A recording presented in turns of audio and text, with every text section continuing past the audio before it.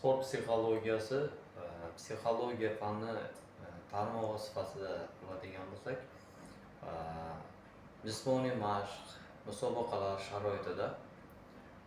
sportchilarni psixologik o'rganish, ya'ni ularning individual psixologik xususiyatlari, bilish jarayonlari, psixik holatlarini o'rganish aynan sport psixologiyasining maqsad vazifasi bo'lib hisoblanadi. Avvalambor, sport psixologiyasi bu musobaqa oldi ba'zi shunaqa holatlar o'sha sportchini musobaqa oldi o'ta hayajon holati va o'zini emotsional holatdan kelib chiqib kuchli o'sha bosimga tushib qolish holatlari va o'zini nazorat qila olmaslik. Aynan shu paytda trener psixologik tomondan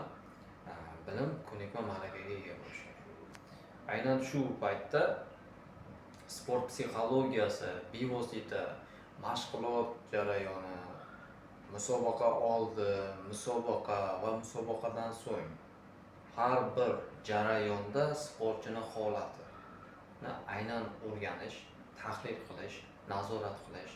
bunda psixodiagnostika metodikalari va shunga xos psixokorreksiya, aynan korreksion dastur ishlab chiqish va shu asosida sportchilarni unda bo'ladigan turli holat, vaziyatlar dan kelib chiqib psixokorreksion ishlarni olib borish ham aynan sport psixologiyasining bosh maqsadi bo'lib hisoblanadi.